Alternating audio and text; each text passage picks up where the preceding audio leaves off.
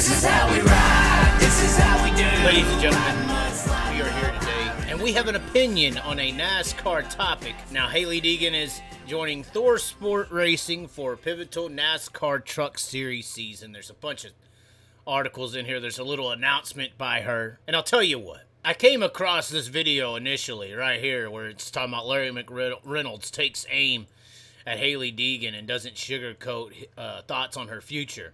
It basically goes on to kind of portray Hailie Deegan as somebody who has underachieved and not performed well, and how her moving into this new Thor Sport car isn't really going to make a difference, because to say that it's going to be a good truck would say that the truck she's been in was a bad truck, and that's just not the case.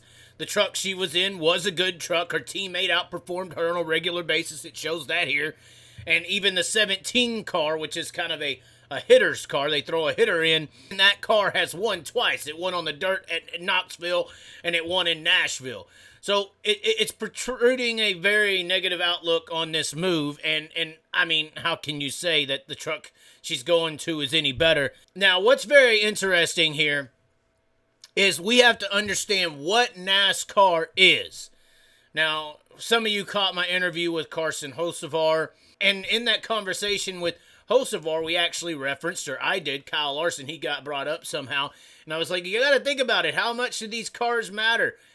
Kyle Larson, the GOAT in some people's eyes, was in a Chip Ganassi ride for 6 years and only won 6 times. He got put in a Hendrick car in the first get out the gate, blew the world apart, and is now considered a championship contender every single year. Whereas some people were questioning, is he a NASCAR talent? In the 42 car some of those years where he would win once or not win at all. And here's where I see the split. Look at your screen right here. Has anyone hated on Matt Crafton lately? Has anyone hated on Matt Crafton?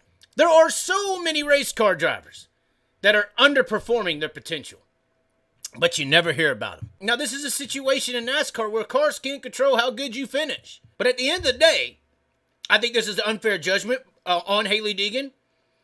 Is she a NASCAR Cup Series champion in the making? No. Can they put her in a situation, in a car, in a vehicle that is that much better, that can make up for where she's lacking a talent, ability-wise, and she could contend for a Cup championship? Yes. I just gave you the example with Kyle Larson. The hatred that we are seeing for Hailie Deegan is just unfair. She's not living up to the hype, okay? She's not performing at a granulous level, okay? I could give you 60 to 70 other examples in the NASCAR development driver scenario that aren't even doing half what she's doing. But you don't even know their name. But you know hers because she's a female, because of the hype.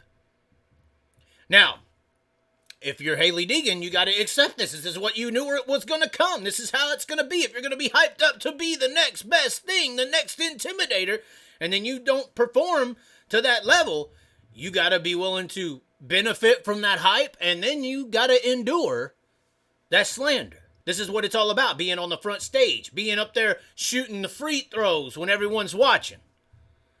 If you make it, you're a star. If you miss it, you're the problem. And that's coming with a lot of weight, and the weight is crashing down. The weight is crashing down. And hopefully Hailie Deegan can get it going and get in a good ride and get in a good situation. Do I think she's a great, great driver? Not really. There's people in dirt that can wax her ass up and down on a dirt track in dirt cars. Maybe that's where she needs to go. I've been asking. I tried to get Hocevar to switch on over into dirt full time.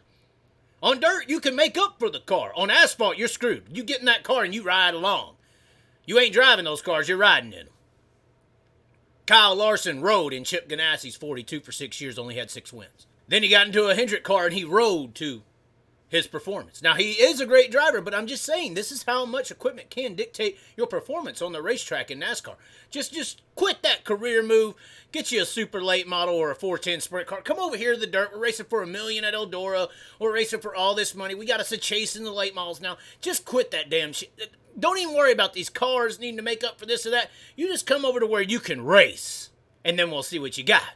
That's how I view it. That's how I view it. If you don't want race cars to determine your position finishing or starting or running on the racetrack, Get off the asphalt, especially in NASCAR. Get on the dirt in these race cars where you can break the tires loose.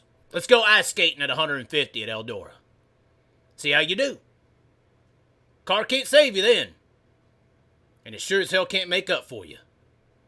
But anyways, ladies and gentlemen, what do y'all think on Deegan? Is she getting too much hatred?